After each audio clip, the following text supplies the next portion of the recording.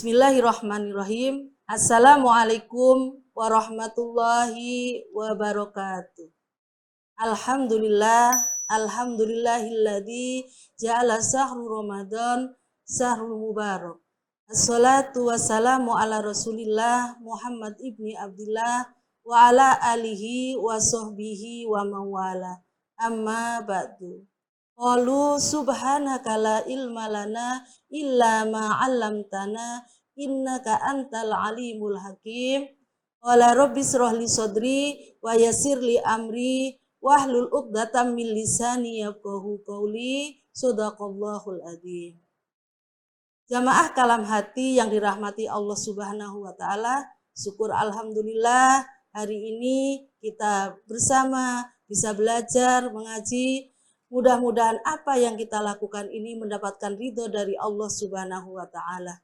Sholawat ma'asalam, marilah tetap kita limpahkan kepada Nabi kita, Nabi Muhammad Sallallahu Alaihi Wasallam. Bahasan kita kali ini adalah sifat-sifat penghuni surga. Saat ini kita berada di bulan Ramadan. Mudah-mudahan Allah memberikan kesempatan kepada kita, berkenan kita melakukan kebaikan-kebaikan, dan kebaikan itu kita bisa jadikan sebagai bekal untuk kehidupan kita di hari akhir kelak, dan harapannya kita bisa masuk ke surganya Allah Subhanahu wa ta'ala. Amin ya robbal alamin. Berbicara surga, surga itu tidak bisa dilihat oleh mata kita, tidak bisa didengar oleh telinga kita, dan tidak bisa kita bayangkan. Kan tapi Allah menyampaikan di dalam Al-Quran, khususnya di dalam Quran surat Al-Waqi'ah ayat 15 dan seterusnya, di situ disebutkan ala sururim mauduna muttaqiina 'alaiha muttaqabilin. Gambaran penghuni surga, mereka berada di tempat duduk dipan-dipan yang terbuat dari emas, dari permata. Mereka bersantai duduk berhadap-hadapan, menggunakan baju-baju yang dari surga, ya, dan mereka dikelilingi oleh bidadari-bidadari cantik dan siap membantu kebutuhan para penghuni surga. Siapa yang tidak ingin masuk ke dalam surga? Semua ingin masuk ke dalam surga. Pertanyaannya sekarang, bagaimana agar supaya kita bisa masuk ke dalam surga? Maka kita harus tahu sifat-sifat penghuni surga. Sifat penghuni surga itu adalah yang pertama, beliau itu adalah orang-orang yang pribadinya menyenangkan, suka menebarkan salam.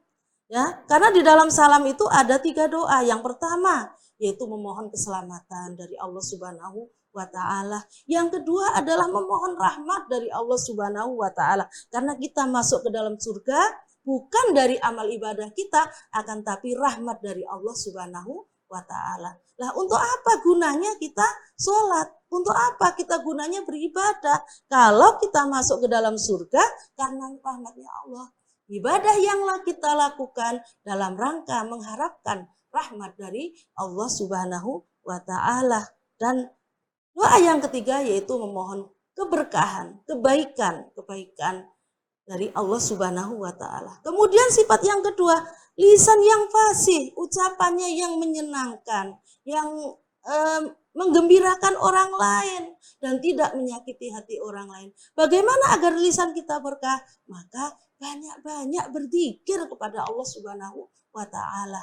Banyak-banyak berdoa. Allah menyampaikan, ud'uuni astajib lakum. Banyak berdoa, minta kepada Allah Subhanahu wa ta'ala apa yang kita harapkan. Berikutnya adalah yang ketiga adalah hati yang selalu bertakwa kepada Allah Subhanahu wa ta'ala. Ya. Bagaimana agar hati kita bertakwa kepada Allah? Takutlah kepada Allah. Saya takut kepada Allah kalau saya berbohong. Saya takut kepada Allah kalau saya membuli orang lain. Saya takut kepada Allah kalau saya durhaka kepada orang tua, berkata kasar kepada kedua orang tua, karena mengatakan saja kepada orang tua itu pun tidak diperbolehkan, apalagi mengatakan yang lain-lain. Yang berikutnya yang harus kita lakukan, usahakan kita lakukan, yaitu apa? Tangan yang dermawan, yang suka membantu orang lain, ya, yang suka membantu orang lain. Dengan cara apa? Dengan harta kita kalau bisa. Berbagi takjil misalkan. Saya belum punya uang. Bagaimana caranya? Berbagi ilmu. Ya, kalian di kelas berdiskusi, sharing dengan teman-temannya, saling membantu yang tidak dipahami, dibantu. Itu pun bagian dari bersedekah. Berikutnya lagi, apa itu? Yaitu selain dalam bentuk ilmu, dalam bentuk tenaga. Dengan cara apa? Membantu orang tua di rumah, membersihkan rumah. Ya, atau membersihkan tempat ibadah, membersihkan masjid, karena kebersihan masjid itu bukan hanya tanggung jawab dari marbot atau remaja masjid misalkan, tidak, tapi kebersihan masjid itu adalah tanggung jawab kita semua sebagai umat Islam. Jadi demikian, sebelum kita akhiri ada satu pertanyaan buat kalian, buat kita semua. Ya, apa itu pertanyaannya? Kira-kira amalan apa yang sudah kita lakukan? Atau amalan apa yang akan kita lakukan? Sehingga kita layak disebut sebagai ahli surga. Kita pikirkan bersama-sama. Kalau bisa, mumpung kita di bulan Ramadan, kita gunakan kesempatan ini dengan sebaik-baiknya, dengan memperbanyak amal soleh. Karena apa? Karena di bulan Ramadan, pahala dilipat gandakan.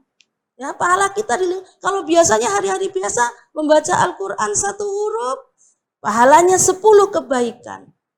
Tapi di bulan Ramadan, pahala kita berlipat-lipat ganda, dilipatkan. Yang wajib berlipat ganda, yang sunnah pahalanya seperti wajib. Demikian pembahasan kita kali ini, mudah-mudahan bermanfaat dan bisa kita amalkan dalam kehidupan kita sehari-hari. Demikian, mohon maaf jika ada hal-hal yang kurang berkenan. Terima kasih banyak. Hadanallahu wa iyyakum ajmain. Assalamualaikum warahmatullahi wabarakatuh.